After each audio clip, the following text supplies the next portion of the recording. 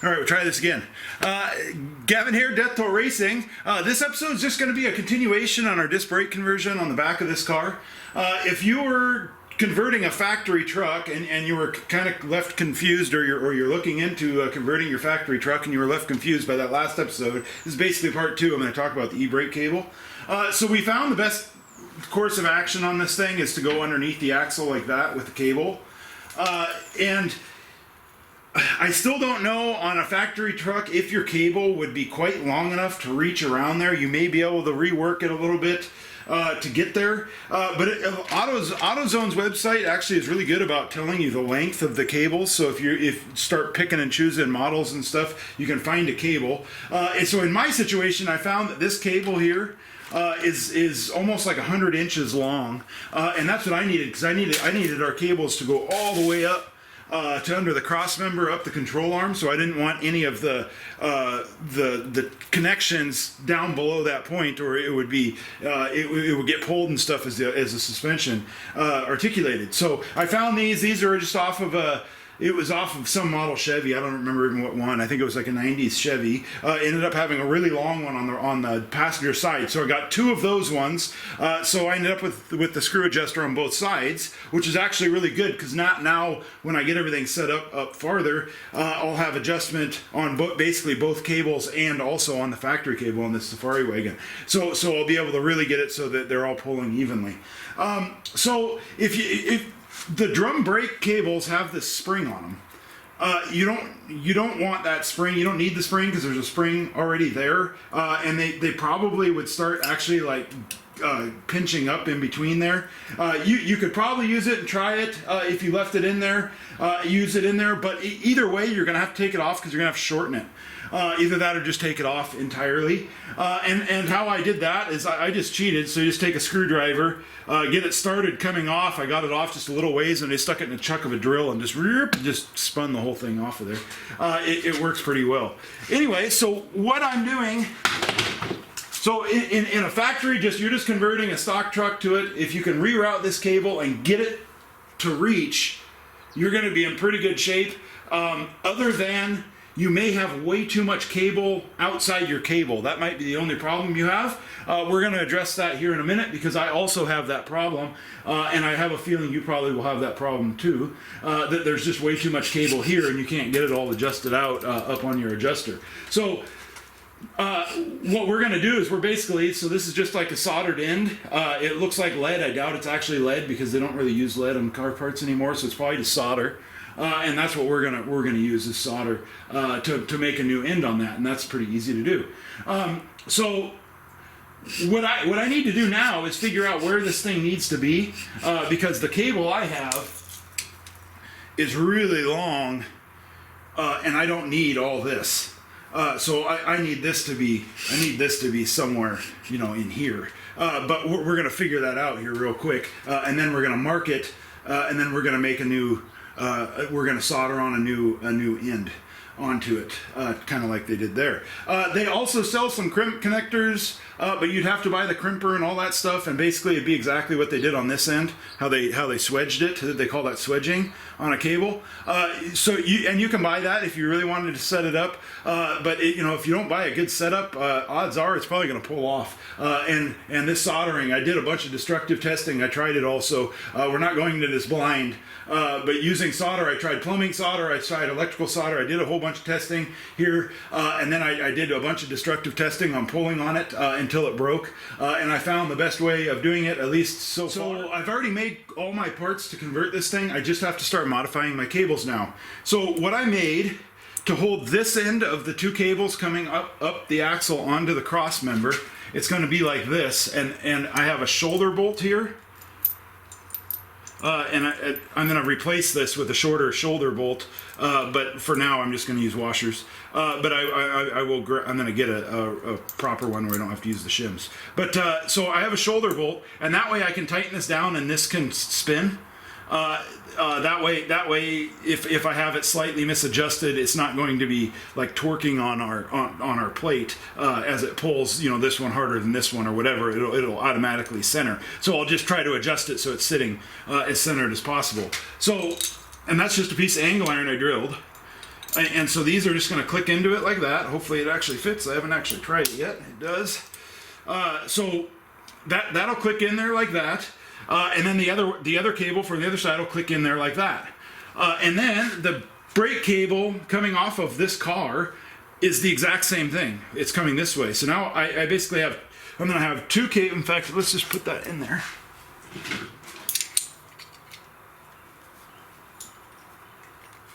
So I drilled those just over 1/2 inch. They're 23, let's see, what were they? I don't remember what size I drilled them. They're just over 1/2 inch. I think they were 33/64, if I remember right. Anyway, so that's our two cables. They'll be coming like this. The factory cable is the exact same thing, but coming the other way. So I have to tie them all together. And to do that, we're just going to use this. I made this. It's just a piece of rec tube. You don't want to use flat bar or anything because it'll just bend, obviously. This will have enough strength. It's light. It's just a real light tube. So these two will be like that. The other one will be in the middle. I'm going to have the most adjustable e-brake setup in the history of the world, probably, but it's okay. So when I first set it up, I'm going to set it up so it's all tight, so you have all that adjustment. And then basically you have two nuts on there and they just jam together when you're adjusting it. So we'll adjust the car. We'll have the car sticking through the other way, just the exact same. So we'll just set it up just like that in the car. This needs to be rigid mounted so that when you pull, the cables are stopped, so it's trying to pull the cable through it. And that's what our shoulder bolt will do. And that's what I'm saying if I have these misadjusted, so it'll slightly take out some of the misalignment if my brake pads or everything's kind of, as it wears, it won't start just trying to torque that tube or that angle iron on the bolts or whatever, however I have it fastened down. I don't want to weld this onto my cross member permanently, because then every time I take my cross member out, I'd have to take these out, and you know how big of a pain in the ass those are to get out. You could use a hose clamp trick, or they make special tools for it or whatever, but now I don't ever have to take it off because I can just take that bolt out and we'll be done. So anyway, so that's how that's going to work. So pretty easy. So I'm going to get going on that. And once I get this all hooked up, I already have my cross member drilled, so I can just bolt that on. I'm going to get it all hooked up. I'm going to get the bolts so that they're, I have like maybe a 1/2 inch extra on the back side on all three cables. And then we're going to pull these tight out. We're going to mark it, and then we'll solder our new ends on it. So here I go. All right, here we go. So I got it disconnected up front, and I was going to pull it out of here, but when I disconnected it up front, you actually can pull it out quite a ways. So that should be good enough. We can work with that. So what I'm going to do is we're gonna that's where the orange spot is where it wants to stop. So we're going to cut it about 3/4 of an inch beyond that, real quick. And I got that here. What I'll do is I'll just pull on it here, kind of keep it tight, and we'll cut it with a cutoff wheel.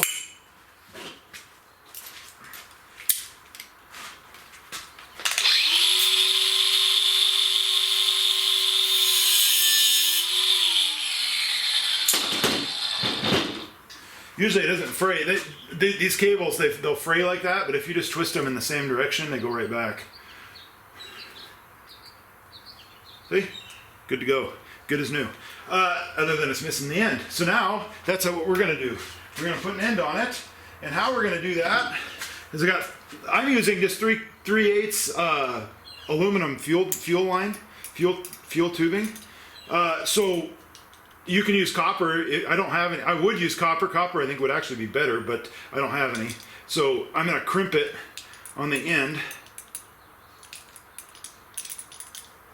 And then I'm going to actually bend it so that the solder, and this is where we failed on the other side. I didn't bend it, and it was actually leaking out the bottom when we filled that with solder. So I'm going to do it this way this time. So I'm going to put that in the vise so it's going straight up in the air, like that. So it's pointing straight up. But first we're going to actually tin this. Like you would in an electrical joint. I'm using electrical solder, all electrical stuff. The plumbing stuff actually didn't, it worked good, but you had to heat the cable up too hot to get it to adhere to the cable really good. And that isn't good because then it's brittle. So I actually prefer it when I did all my destructive testing, the strongest one was electrical. You can't get the electrical one off of there without just chiseling it off of there. So it worked really well. So I'm going to go ahead and put the rosin on the cable just like you would if you're going to solder an electrical joint like a battery cable end in. This is basically exactly the same as doing a battery cable end, except we're doing, in fact, I even thought about putting those on there and just cutting the terminal end off, but that's okay. This works really good. So I'm going to do that. This is also rosin core solder. I put these on there just so it isn't sitting like this, so the weight kind of holds it down. That's all I did that for. So you don't want to get it too hot. Don't make it red or anything. Just get it hot enough just to soak the solder in, and take the torch away and push the solder on there.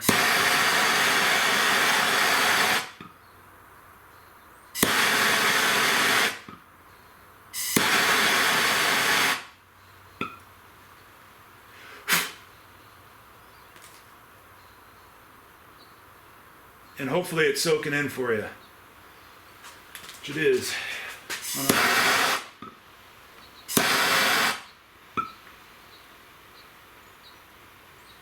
There we go. So we got nice there. So now, if you want to, this is rosin core, so I technically don't have to put any in here, but I'm going to anyway. It's going to catch on fire just like if you're doing a battery terminal. Once it oozes over.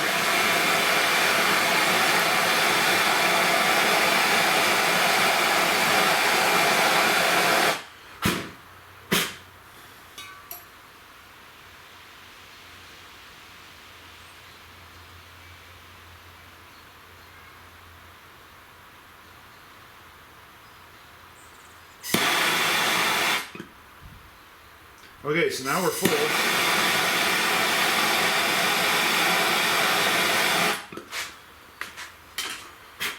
I don't like it burning because it like burns all the stuff away.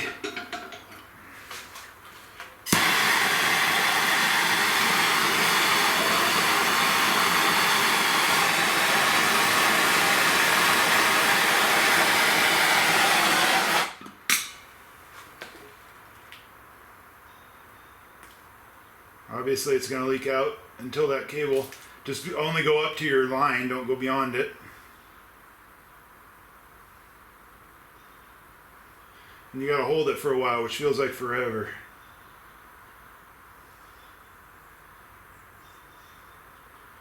But hopefully you watch your solder wick up the cable as the cable heats up from being in there. If it doesn't, if it looks real dry, then you didn't have your tube hot enough. It kind of hits this spot where it's almost fragile. Okay, that's pretty good. Then just cut it off.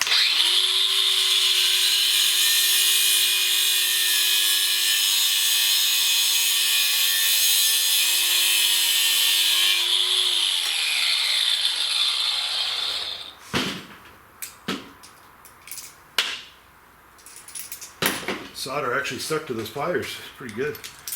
So now we'll just clean that up. Cut it off kind of flatter and grind it, but it's actually easier to do that when you have it down there. We'll just clean that up a little bit.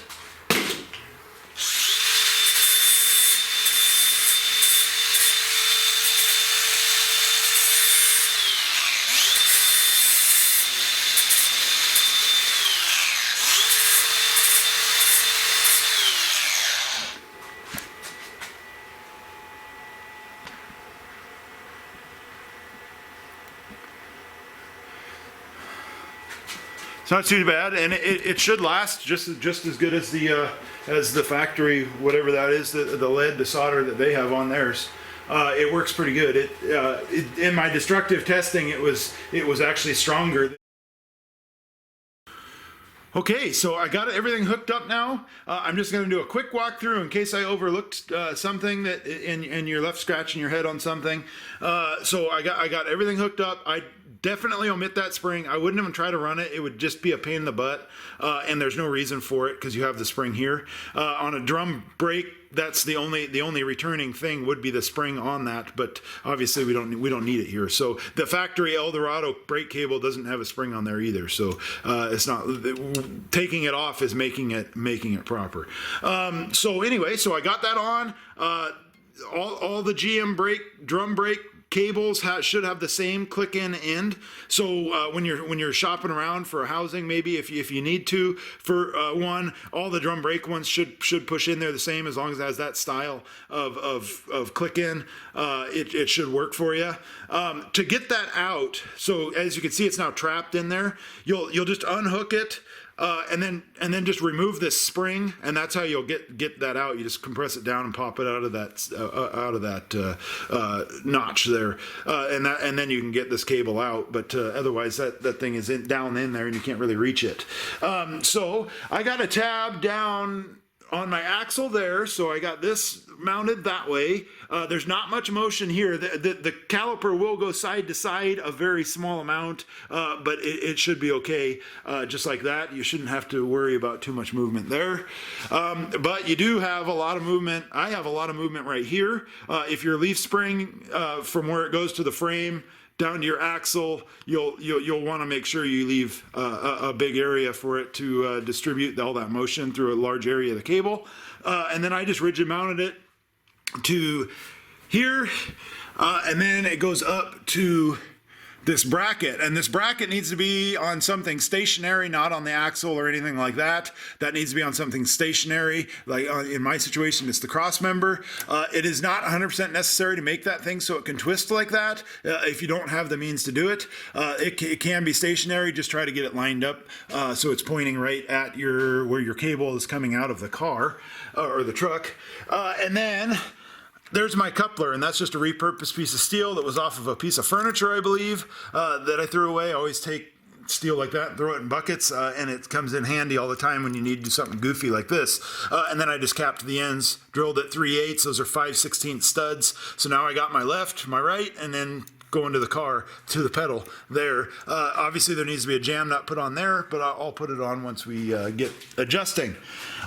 In my situation, I wanted my cable to be up when it was off, so I just put a spring there. That way it doesn't hit my control arms and stuff as we're using the car and playing with the car. Then when you turn it on, it'll straighten that out. It still doesn't hit the control arm, but it would, if you're actually driving the car with the e-brake on, it would hit it. Anyway, so that's why I put a spring up like that, just to keep it so nothing rattles. I don't like rattles. So that is that. So thanks for watching. If you have any questions, don't be afraid to put them in the comments. And I will try to answer them, or another viewer may answer them too. I know I have a couple friends that have been watching the videos that have been interested in doing one of these brake conversions as well. So I'm kind of making this video as a follow-up for them, so that they can kind of see how I tackled the e-brake situation, which is actually something I was unsure of when I ordered this kit. I just figured I'd figure it out, and I did. So anyway, thanks for watching. We will see you next week. The next episode is going to be the front serpentine system. So we had to replace all the parts on the front of the motor. So I've been working on that. So that video will be coming out here soon. So thanks for watching. We'll see you later.